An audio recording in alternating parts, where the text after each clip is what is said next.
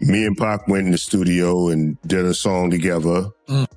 And then them little dudes. Outlaws. Yeah. Outlaws. They came, like, as soon as we got there, they came up to Pac talking about, yo, Lauryn Hill dissed you, Mobb Deep. Big Daddy Kane just reignited the conversation around hip-hop history with a bold statement that has the entire culture buzzing. This isn't just some nostalgic throwback. Kane came with receipts that challenge everything we thought we knew about Jay-Z and Tupac. Let's break it down.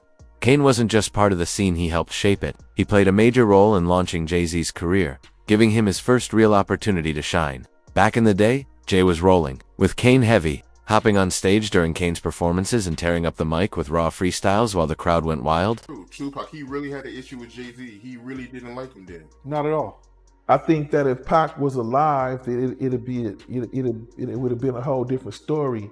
And as much money as Jay-Z has, he still hasn't accomplished what Tupac accomplished before he was at 25 years old. Jay held it down in the cypher while Kane was backstage switching outfits, no gimmicks, just pure hunger and raw talent. It was authentic hip-hop at its core. But as Jay-Z rose to fame, something strange happened. Kane's name started fading from the narrative, like his impact didn't even count. Then came the twist no one expected. Kane didn't stop with Jay-Z. He brought Tupac into the mix, too. While Kane was busy giving Jay a platform on the East Coast, Pac was out west stirring up controversy and making waves of his own. Hold up. Tupac is a lyricist. See what I'm saying?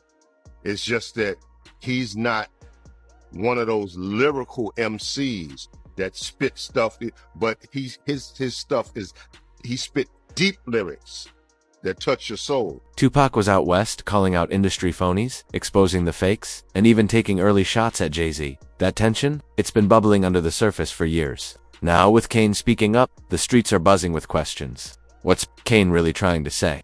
Did Jay-Z just draw inspiration from Kane and Pac? Or did he actually use their moves to climb the ladder without ever looking back to acknowledge them?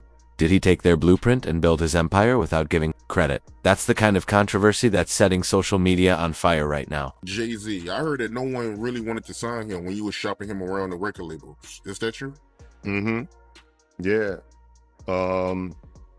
This was, I want to say, I don't know, 90, 91 maybe. We was, we recorded some songs, probably about 4 or 5 songs on Jay-Z, and shopped them to several different record labels, and they all packed. Way before Jay-Z became a global icon, he was just a hungry kid grinding for a shot in the early 90s. And during that iconic Chocolate City tour, it was Big Daddy Kane who brought him along for the ride. Kane didn't just hand Jay the mic. For a quick freestyle, he went all in. He pushed Jay's demo tapes, helped him record tracks, and shopped his music to every label he could find. But here's the crazy part. The labels weren't interested. They told Kane Jay didn't have the right sound. Still, Kane never gave up. He saw the spark, the rapid-fire bars, the confidence, the slick flual elements that mirrored Kane's own style. Jay's signature sound? It carries Kane's DNA all over it. But when Jay finally blew up, he hardly looked back. In interviews, performances, and even in his memoir Decoded, Kane gets little more than a passing mention. I remember actually having a record deal through a production deal with someone else and recording, and then the next thing you know, someone else on the label blew up. Jay gave Kane a quick nod for teaching him stage presence, and that was it. No real acknowledgement, no heartfelt respect, just a passing line like Kane was some background extra in his story. And yeah, Kane felt that cold shoulder. But what really had people talking was a line buried in Jay-Z's track, "Do It Again." He rapped, "I've seen the same ish happen to Kane. 3 cuts in your eyebrows trying to wild out." If you know anything about Big Daddy Kane, you know those 3 eyebrow slits were his signature look, iconic. So when Jay dropped that bar, fans caught it immediately. Was that a slick tribute or a subtle shot? The streets started whispering, and that one lyric sparked a whole new layer of tension. I was dead set against it. I was telling Jay, don't do it, don't do it, don't do it. And he was like, why? And I was just like, he's too strong. I said, but before we take over the world, we got to take over the West Coast. Before we take over the West Coast, we got to take over the East Coast. Before we take over the East Coast, we got to take over New York. Before we take over New York, you got to take over Brooklyn. And he owns all that. And I was like, this is not a whack.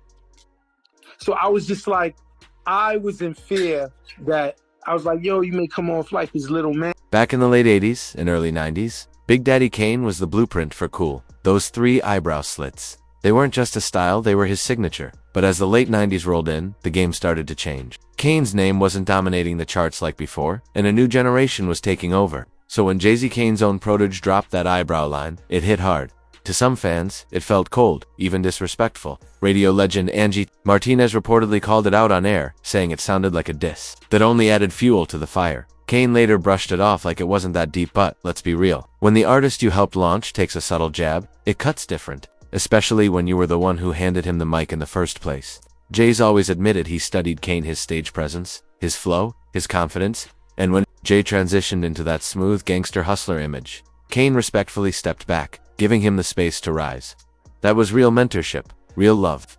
But now, all these years later, Kane is finally speaking out, asking the question that's been sitting in the background: did Jay-Z intentionally erase him from the picture? Pac was more upset that that word was getting back to him, that the people that did do this to him was affiliated one way or another with Biggie and them, whether they was extorting him or word got back that they was going to do this to Pac. So this is one of the reasons that... And the truth is, Kane's not the only one feeling that way. While he was stepping back and keeping it low-key, Tupac was doing the opposite, rising up with fire and no filter. Pac was calling out the industry's dirty game, fake friendships, shady backdoor deals, and the shift away from real bars and soul. He saw the culture changing, trading raw truth for money, power, and flashy images. And right in the middle of that transformation, Jay-Z's name was shooting to the top.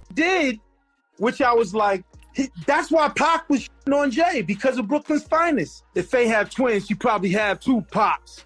Get it? Two Pops. And Jay's on the record with him. So now he's like, you ain't no like me, Jay-Z. Then he start bomb. Back in the day, the streets were buzzing with talk whispers that Jay-Z might have been a little shook by Tupac. Not because Jay lacked talent, his bars were solid, but Pac brought a different kind of energy. That raw, fearless, untouchable presence you can't fake, can't copy, and definitely can't learn in a studio. When Pac walked into a room, the energy shifted. And for up-and-comers like Jay, that spotlight was intimidating. Eventually, the tension between Jay and Pac boiled over. And this wasn't just industry chatter, it was real friction, both in the streets and in the booth. As the East versus West feud intensified, Jay sided up with Biggie and threw fuel on the fire. In 1996, he dropped Brooklyn's Finest on his Reasonable Doubt album, a legendary collab between two Bed-Stuy giants. The track was flames, no doubt, but its release only added heat to an already volatile situation. Irv Gotti, who was close with Jay back then, later admitted he gave Jay a direct warning. Asterisk, don't put Biggie on that song. But Jay did it anyway. And just like that, the tension hit a whole new level. Because before he performed the record, he was like, yo, no disrespect to the dead, but you just can't say whatever to me. Oh, so he actually performed it after Pac passed? Yeah. Yeah, we was at the Apollo. It was, I will say this, if you can find anybody who was at that show and the Apollo was packed, they will tell you that it was absolutely crazy, the things he was saying. I was like, Lord Jesus. Like when you know when you hear something, it's one thing, but then when you hear it performed, it's like, jeez. It was super. The East Coast versus West Coast beef was already spiraling, and Irv Gotti knew that dropping Brooklyn's Finest could strike a serious match, and he was right. Now rewind a bit. Pac and Biggie were once like brothers in the game, but everything changed in 1994 after Pac was shot 5 times at Quad Studios. That moment flipped the entire narrative. Pac became convinced that Biggie and Diddy knew something was about to go down, but chose to stay silent. To Pac, that wasn't just shady, it was betrayal on the deepest level. And when Pac felt betrayed, there was no going back. Biggie denied any involvement from day one, claiming he was blindsided like everyone else. But the damage was already done. The bond they once had, shattered. Trust, gone for good. After the Quad shooting, the tension exploded into the open. What had once been private frustration turned into a full-blown war. Pac and Big started firing shots in interviews, dropping ruthless diss tracks, and taking aim in music videos. The beef had gone public hand. There was no stopping it. That Jay was going to try to perform in Vegas, but Pac was in Vegas, and him and his dudes now. And they wasn't going to let Jay-Z come out the hotel. They found out where Jay was at. And Jay wasn't going to come out the hotel. He was going to miss that performance or whatever like that. Do that concert, and Jay was scared in the motherfucker. Jay wasn't coming out that hotel until he got clearance. Then Biggie dropped Who Shot Ya, and the whole hip-hop world erupted. Even though Big insisted it wasn't aimed at Pac, the timing was way too close to ignore. The East versus West tension was already crackling, and that track only made things hotter. That's exactly why Irv Gotti warned Jay-Z to hold back on Brooklyn's finest. He saw the storm brewing, but Jay didn't flinch. He dropped the track anyway, and that's when everything went off the rails. On Brooklyn's finest, Biggie threw slick jabs at Pac, calling him his son and feeding into the swirling rumors about Faith Evans. Fans caught the subliminals right away, and Pac didn't hold back. He came out swinging, name-dropping Jay in fiery diss tracks like Bomb First, My Second Reply, and F Friends *. Pac wasn't about sneak disses, he went straight for the jugular. The whole culture was waiting for Jay to respond with a diss of his own. But before he could, everything changed. Pac was gunned down in a drive-by in Vegas just weeks after tensions peaked. But here's the twist most people don't know. Jay did record a diss track aimed directly at Pac, titled Scathing. Insiders say it was ruthless, no filters, no mercy. But Jay never released it.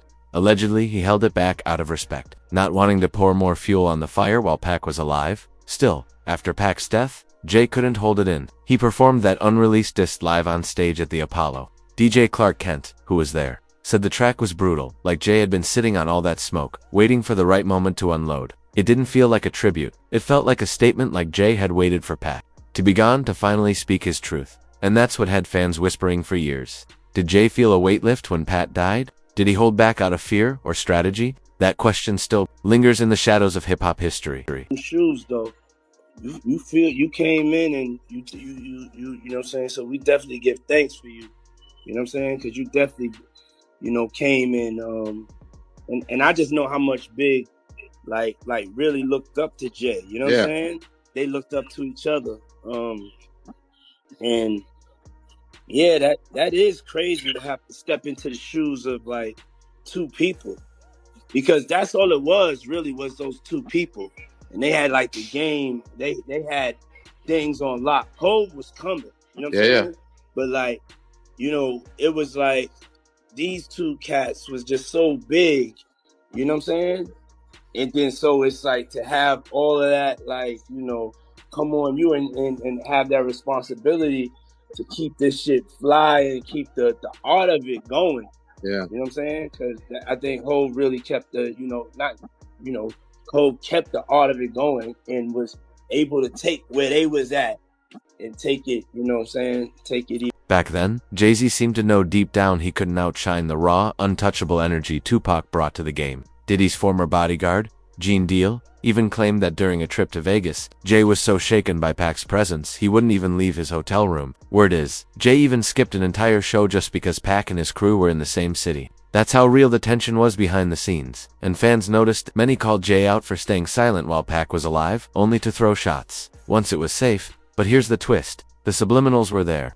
Jay and his circle dropped quiet jabs, knowing Pac was emotional and passionate would take the bait. It was strategic. They stayed in the shadows, while Pac wore his heart on his sleeve. People close to the industry say Jay-Z wasn't just watching Pac, he was jealous. Jay had the lyrical skill, no question, but Pac had that raw, magnetic energy that couldn't be taught. He moved people. He made them feel something, and Jay knew he couldn't replicate that. Even Nas exposed something wild in an old interview. He said Jay once told him to his face, "I'm better than Biggie." Nas was stunned, but Jay kept going, saying Tupac and DMX weren't real lyricists. Nas said it straight. "I disagreed. I told him Tupac was the greatest ever." That moment said it all. Jay didn't just want a seat at the table with the legends, he wanted to erase them and wear the crown himself. But that's not the only reason whispers started calling Jay a snake behind the scenes. There's also the Diddy connection. When rumors started linking Diddy to Pac's murder, Jay stayed close, real close. And after both Pac and Biggie were gone, Diddy was one of the first to crown Jay as the next up. To some it looked like a natural passing of the torch, but to others, it looked like Jay stayed quiet, kept his image squeaky clean, and slid into power while giants were being taken out. Even as Diddy's name got dragged through years of controversy, Jay stood by him. Business deals, appearances, shoutouts, everything. That is, until the Cassie lawsuit exploded in 2023. Suddenly, Jay caught amnesia, acting like he barely knew Diddy. Really? After all those years? The moment things got messy, Jay disappeared from the picture. That move had fans raising eyebrows. All over again. So now, people are connecting the dots. Was Jay-Z quietly playing chess the entire time, laying low, forming the right alliances, and waiting for the perfect moment to ascend while others fell? Big Daddy Kane has been dropping subtle signs of betrayal. Tupac warned the world about snakes in the game. And Jake, he may have been making quiet, calculated moves, keeping his hands clean while taking the throne. No one's denying Jay's talent, but more OGs are finally speaking out. They're saying his legacy isn't just built on bars. It's built on silence, strategy, and ice-cold decisions, and loyalty. That might have been the first thing left behind once the fame hit. Now it's your turn. What's the truth here? Was Jay-Z just a genius playing the long game? Or did he cross the line with the very legends who helped him rise? Did he leave Kane in the dust? Was he really intimidated by Pac's presence? Or was it just survival in a ruthless industry? Drop your thoughts in the comments below. We're ready to hear what you think. And if you're into real talk, untold stories, and deep dives into hip-hop history, like, share, and subscribe. Smash that notification bell so you never miss a drop. This story is far from over. Stay tuned, the truth is just getting warmed up.